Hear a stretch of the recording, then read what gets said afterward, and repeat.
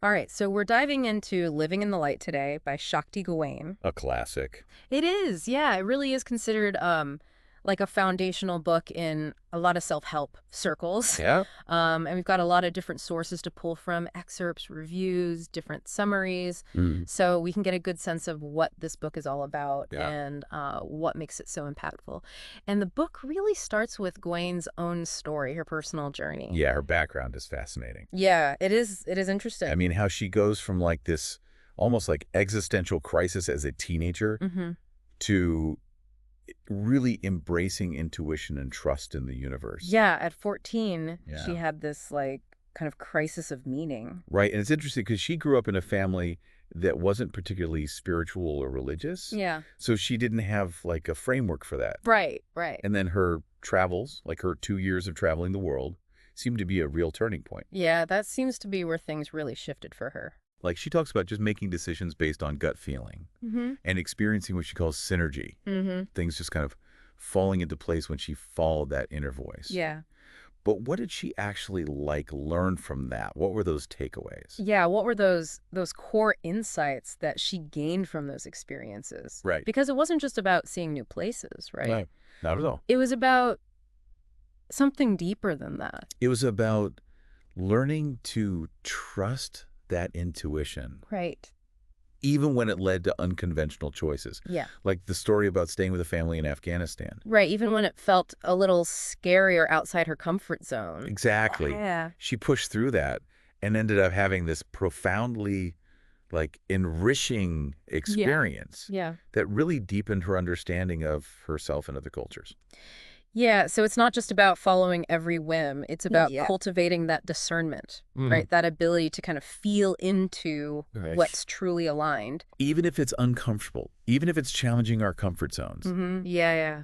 That's really consistent throughout her work, I think. Okay. Then, when she comes back to the U.S., Yeah. she gets involved in the human potential movement. Right, which was really having its moment. Oh, yeah, huge in the 70s, Yeah, yeah, especially in California, the Bay Area. yeah. So she's exploring the world externally, and then she comes back and immerses herself in this hub of personal growth and alternative thinking. Yeah. What a time to be in the Bay Area. Oh, absolutely. Right, like that's when Islam was really taking off. Gestalt therapy, all these different approaches Right. that were becoming, more mainstream. Right, And it was during this time that she encounters the concept of Shakti, right, that feminine energy. right, which she later adopts as her own name. Yeah, exactly. And it was really a period of deep exploration for her, right? Both internally Mhm. and also in terms of the ideas that she was encountering and engaging with. And that's also where she first starts experimenting with creative visualization. Yes, those techniques that she becomes known for. Yeah. Mm-hmm. And she really credits the success of her first book, Which was creative visualization. right, to trusting this higher creative source. Right. That it wasn't just her own effort. Mhm. It was about tapping into something bigger. Yeah, exactly. Okay. So that leads us to Living in the Light, which comes out in 86. A few years later. Yeah. So with the second book, did she experience that same kind of ease and flow? She actually talks about struggling with doubts and fears. Oh, really? Yeah, she was worried about whether it would live up to the success of the first book, Mm-hmm. but ultimately she surrendered to the process, Yeah. trusting that same creative energy. And the book takes off, Mm. largely through word of mouth. Yeah, which is incredible. It makes you wonder, like, what about her message resonated so deeply with people Right. that they felt compelled to share it? Right. Like, what was it about that message Yeah. that was so powerful? Yeah. And I think a big part of it is that she walked the walk. Right. She embodied those principles. Yeah, and that authenticity shines through in her writing, Mm-hmm. and people connect with that. Okay, so we've got this foundation of her story, right? Mm-hmm. From existential crisis to world traveler to diving into the human potential movement Right. and then writing these influential books. Yeah, quite a journey.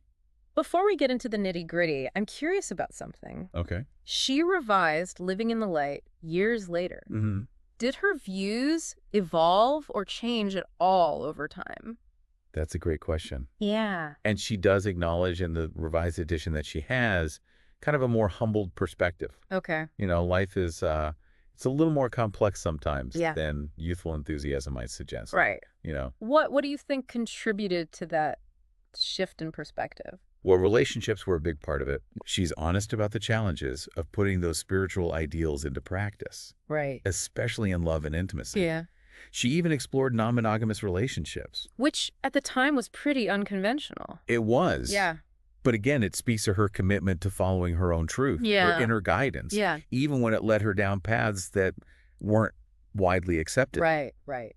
And eventually she realized she craved a different kind of intimacy Okay. that wasn't really available in that kind of arrangement. Mm-hmm. And that led her to her husband, Jim Burns.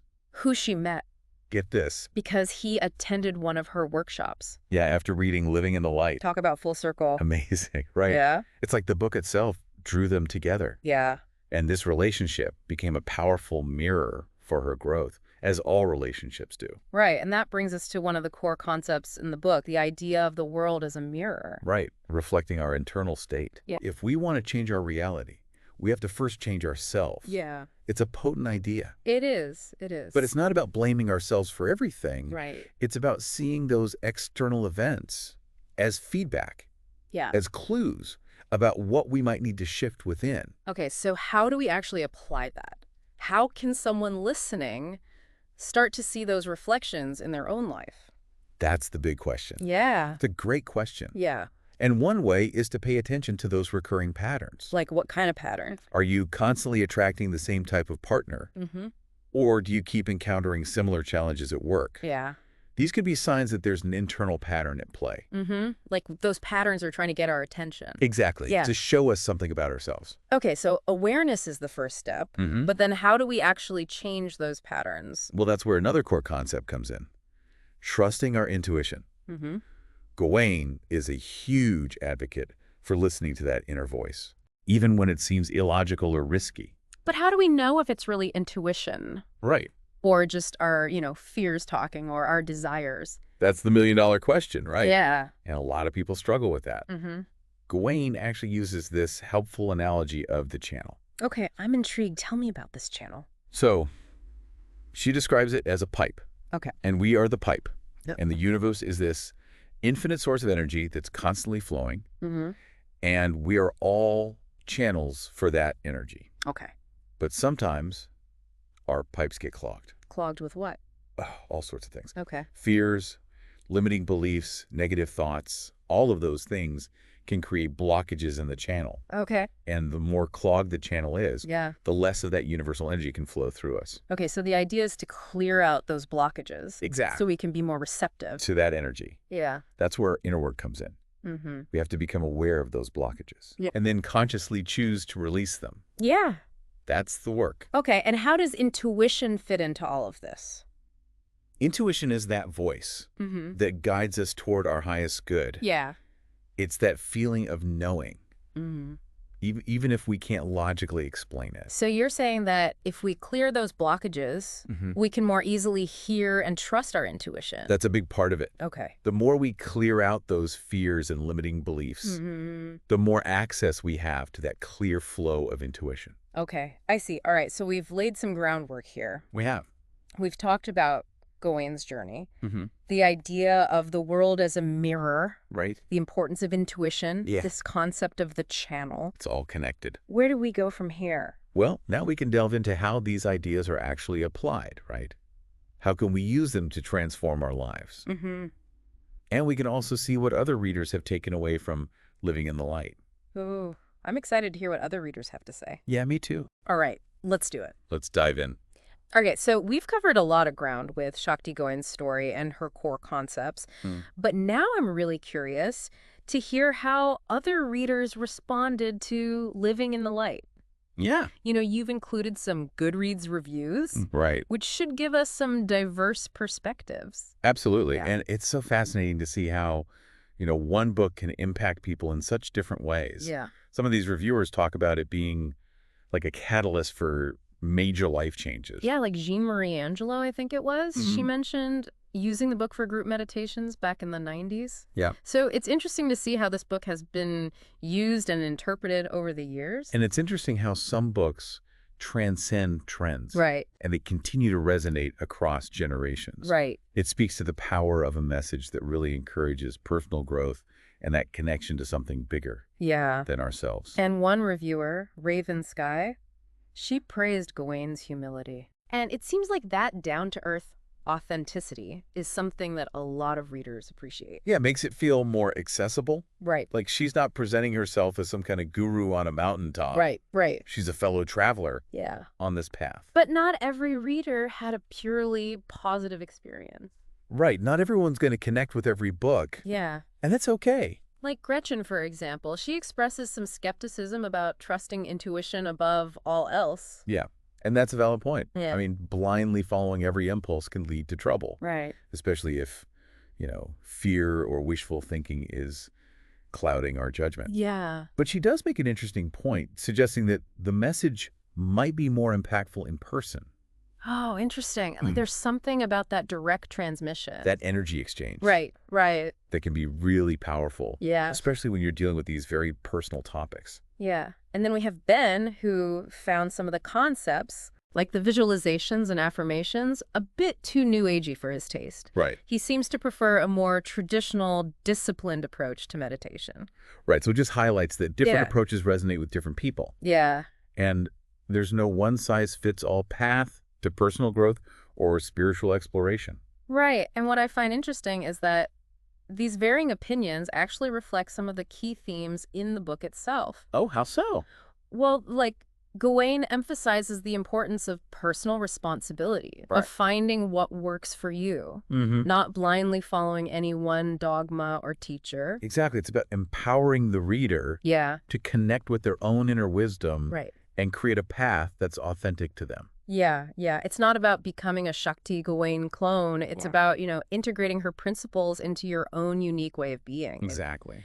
And speaking of finding what resonates, another reader, Brandon, he described the book as self-help for those who've already had some awakening experiences. Yeah, almost like a bridge between self-help and spirituality. Right. And he found the exercises and meditations particularly helpful. Yeah, he talks about noticing reflections of the book's principles in his own life. Yeah, it's like it gave him a new lens Exactly. through which to view the world. Like those ideas that really grab hold of you, Yeah. they become integrated into how you perceive things. And it seems that for many readers, Mhm. the book served as a catalyst for that kind of deeper self-awareness Right. and a shift in perspective. Yeah, that's powerful. Like Lux Velna describes the book as sparking her spiritual quest, Mm-hmm. and she found the concept of masculine and feminine divinity particularly impactful. Interesting. It's like that really resonated with her. Yeah. And she still returns to the book for grounding, Mm. which speaks to its enduring value. Yeah, it's a good reminder that these books can be companions on our journeys, Absolutely. offering wisdom and support whenever we need it. It can be like trusted friends Yeah. that we can turn to again and again. Yeah. Another reader, Jacob Petrosian, he appreciated the book's universal language, especially compared to some of the religious terminology he'd been exposed to. Yeah, so he found a way to connect with those spiritual concepts Right. without the baggage of dogma or specific religious beliefs. Right. It makes it more accessible Yeah. to people from all different backgrounds. And then we have Ashley, who just loved the book overall, and she found an old copy at a used bookstore, Oh, nice. complete with the previous owner's handwritten notes. There's something special about that, isn't there? Yeah, it's like inheriting a piece of someone else's journey. It's a beautiful reminder that while these journeys are often personal, we're not alone in this. Yeah. Countless others have walked a similar path, Yeah. and their insights can be so valuable. And with Living in the Light, it seems like Shakti Gawain has provided more of a map than a destination. A roadmap for self-discovery. Yeah. She gives you the tools, Uh, but it's up to you to do the work. Right. And it's that personalized approach that Yeah. seems to resonate with so many readers. Even those who might not agree with every single concept. Right. It's about taking what works for you, Exactly. leaving the rest. And in the process, Yeah. hopefully gaining a deeper understanding of ourselves and our place in the world. Wow. It's really amazing to see how Living in the Light has had such a lasting impact on so many people. Mm-hmm. And even those who maybe had some critiques, Right. they still found value in engaging with those ideas. Absolutely. I think it just speaks to the power of a book that encourages self-reflection Yeah. and challenges readers to think differently Yeah. Yeah, to kind of shift their perspective. about themselves and the world. Yeah, and we've talked about a lot of these ideas. Hmm. The world as a mirror, the Right. importance of intuition, Yeah. this concept of the channel. Mm-hmm. But I keep coming back to this idea of the world as a mirror. Like how can someone listening actually apply that concept to their own lives? Well, one way is to pay attention to those recurring patterns that we mentioned earlier. Yeah. If you constantly find yourself attracting the same type of partner, Mm-hmm. or you're encountering similar challenges in different areas of your life, Yeah. it could be a sign that there's an internal pattern at play. Like those external situations are reflections, Right. showing us something about ourselves. Exactly. Yeah. It's not about blame. Right. It's about taking responsibility for our part in creating those experiences Okay. and then asking ourselves, what can I learn from this? Yeah. What needs to shift within me Mhm. to create a different outcome? It's a powerful reframing. Right. Yeah, instead of feeling like a victim of our circumstances, Yeah. we can see those challenges as opportunities. For growth, exactly. Yeah. Okay, and that actually ties into another concept that Gawain explores. Oh, okay. Which one? This idea of our authoritarian and rebel selves. Ah, yes, the inner struggle. Yeah, I think a lot of us struggle with that dynamic. Oh, absolutely. Like, on the one hand, I want to control everything, right. force things to go a certain way. Mhm. And then the other part of me, like, rebels against any kind of structure or authority. Yeah, it's a common human experience. This Yeah. push and pull between those two forces. And it can be exhausting. 'Cause, Absolutely. It can create a lot of inner turmoil. Yeah, and keep us stuck in those cycles of self-sabotage. Yeah. Yeah, okay, so how do we break free from that dynamic? Well, Gawain suggests that the key is to integrate those seemingly opposing parts of ourselves, Okay. to recognize that we need both the structure and the freedom, Yeah. the discipline and the spontaneity. It's about finding that balance. Exactly. Right, not trying to suppress one or the other. Right. It's about honoring all parts of ourselves. Okay. Yeah. And as we become more aware of those internal dynamics, Yeah. we can make more conscious choices about how we respond to the world around us. It's like we gain more agency. Yeah, more empowerment. Right. More power to shape our reality. And speaking of shaping reality, Oh. this brings us to a fascinating idea that Gawain touches upon, All right. the 100th monkey effect. I remember that from one of the reviews. Mhm. Remind me, what was that all about? So it's based on a study of a group of monkeys on an island. Okay. And researchers noticed that when a certain number of monkeys learned a new behavior, Yeah. washing sweet potatoes before eating them, Right. Right. the behavior suddenly spread To the whole population. to the entire population, Yeah. even those who hadn't directly learned it. Like it reached a tipping point. Exactly, like a critical mass Yeah. of individuals adopting a new behavior Yeah. created a shift in the collective consciousness. Okay, so Gawain is suggesting that this principle applies to humans too. Exactly. So our personal transformation can actually contribute to a larger shift That's the idea. in consciousness. It's not just about self-improvement. Yeah. It's about playing our part in creating a more loving and peaceful and sustainable world. It's like that Gandhi quote, be the change you want to see in the world. Yes. Right. But instead of trying to force change on others, Yeah. we start by embodying it ourselves. Yeah, and that ties back to Gawain's emphasis on trusting the universe, right? Mhm. Surrendering to that higher power. That force within us. But it's not about passive resignation. No, not at all. It's about aligning ourselves with that creative force Mm-hmm. and allowing it to work through us. Right. And the more we open to that flow, Yeah. the more we become instruments of positive change. So as we wrap up this deep dive into living in the light, Mm-hmm. what key takeaways would you leave the listener with?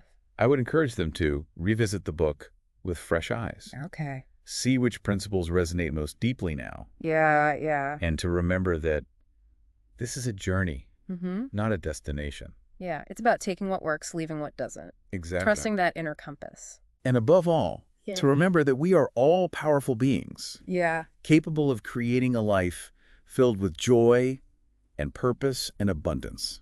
What a beautiful message to end on. It's a message that I think we all need to hear. Yeah, thank you so much for guiding us through this deep dive. It's been a pleasure. Really enjoyed it. And to you, the listener, thank you for joining us. We appreciate you being here. We hope you found this exploration insightful and inspiring. Yeah, keep shining your light. Until next time.